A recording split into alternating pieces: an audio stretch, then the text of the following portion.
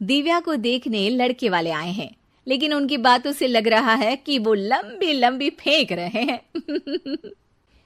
हमारे यहाँ 5 कार हैं, 7 बाइक्स हैं, फिर भी हम बस से आए हैं। वो क्या है ना कि हमें दिखावे का बिल्कुल शौक नहीं है। बड़ा नेक ख्याल है बेटा। लेकिन खुद की गाड़ी में बैठना दिखावा थोड़ी ना होता है। अरे हम दिल्ली से आए हैं, वहाँ पोल्यूशन बहुत है ना, तो हम गाड़ी में नहीं निकलते हैं। हाँ, ये उससे भी बड़ा नेक ख्याल है बेटा। लेकिन अगर आपको पोल्यूशन की इतनी चिंता है तो घर में 5 कार और 7 बाइक क्यों रखी है? अरे इतने पैसे हैं, फुर्सत में क्या करेंगे, कुछ ना कुछ खरीद लेते हैं। अभी पिछले ही हफ्ते एक हेलीकॉप्टर खरीदने का सोच रहा था। तो क्यों नहीं खरीदा? अरे उसके पंखे हवा ज्यादा देते हैं, हमारी माँ को ठंड बहुत लगती है ना, अब बुजुर्गों का ध्यान रखना पड़ता है ना। अरे वाह वाह, ये तो बहुत बड़ा ऊंचा और नेक ख्याल है। हम कैसे मान ले कि ये लोग झूठ नहीं बोल रहे हैं? अरे हमारा परिवार झूठ नहीं बोलता। दिल्ली शहर में किसी से भी पूछ लीजिएगा, हमारे बेटे का बड़े लोगों में उठना बैठना है। हाँ। अरे छोटो चुप रह, इतने बड़े लोग हैं, झूठ क्यों बोलेंगे?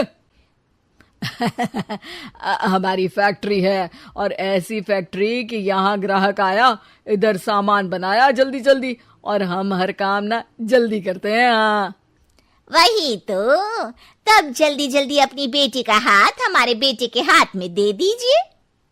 दिव्या के पिताजी दिव्या के भाई छोटू की एक भी बात न मानते हुए दिव्या की शादी दिल्ली के इस फेंकू परिवार में करवा देते हैं। जब दिव्या ससुराल पहुंचती है तब, आपकी कार्स और बाइक्स कहाँ है? मुझे बाहर जाना था किसी काम से। कार और बाइक्स? कौन सी कार और बाइक्स?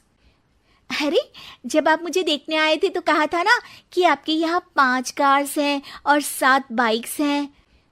हाँ हाँ, उस दिन थी, आज नहीं है। है?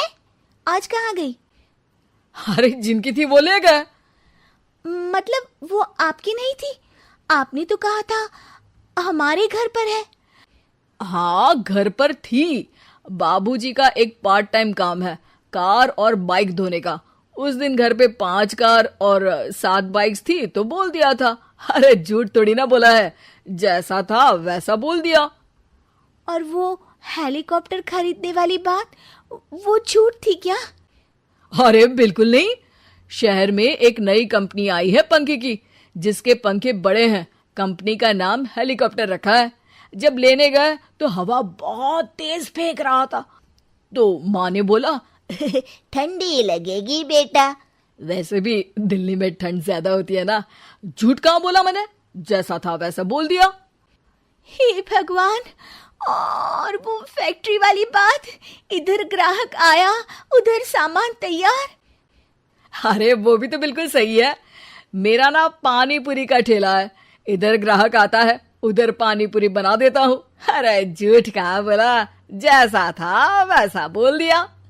हे राम, मेरे तो कर्म फूट गए। आपने तो कहा था कि आप लोगों का बड़े लोगों में उठना बैठना है। अरे है तो, पहले मैं बहुत बड़े लोगों के यहाँ नौकर था। जब भी कोई गलती करता तो वो मुझसे उठक बैठक लगवा देते। हो गया ना बड़े लोगों में उठना बैठना। दिव्या अपने साथ हुए धोखे पर रोने लगती है और ठान लेती है कि वो ससुराल वालों को लाइन पर लाकर ही रहेगी और उनकी ये झूठ बोलने वाली आदत छुड़वा कर रहेगी। आप लोग खाने में क्या लेंगे? करेला खा लूंगा। अरे मुझे तो टिंडे खाने हैं। कद्दू खाऊंगा। अच्छी बात है, खाने के टेबल पर मिलते हैं। शाम को जब सब खाने के टेबल पर मिलते हैं तो सब देखते हैं कि टेबल पर प्लेट्स में एक पूरा और कच्चा कद्दू रखा है, कच्चा करेला रखा है और कच्चे टिंडे भी रखे हैं। बहू, ये सब क्या है? ससुर जी के लिए करेले, आपके लिए टिंडे और श्रवण जी के लिए कद्दू। अरे वो तो दिख रहा है, लेकिन ये पकाया क्यों नहीं है? आप लोगों ने पकाने को तो नहीं कहा था, बस मैंने पूछा था क्या खाएंगे, तो आपने ये कहा था कि करेले, टिंडे और कद्दू खाने वाले हैं। ये क्या मजाक है दिव्या, तुम झूठ बोल रही हो। अरे मजाक कहाँ है, आपने कहा कद्दू खाएंगे तो खाइए, ऐसे थोड़ी ना कहा था कि पका हुआ खाएंगे। और वो आप क्या कहते हैं, जैसा था वैसा बोल दिया, झूठ कहाँ बोला मैंने। दिव्या की बात सुनकर, समझकर सब शर्मिंदा हो जाते हैं और उन्हें अपने किए और झूठ बोलने की आदत पर पछतावा होता है। दिव्या समझदारी दिखाते हुए उन्हें सच के रास्ते पर चलने और किसी से मजाक में भी झूठ ना बोलने की सीख देती है और उनके काम में मदद करके उनके काम को और बड़ा बनाने में मदद करने लग जाती है।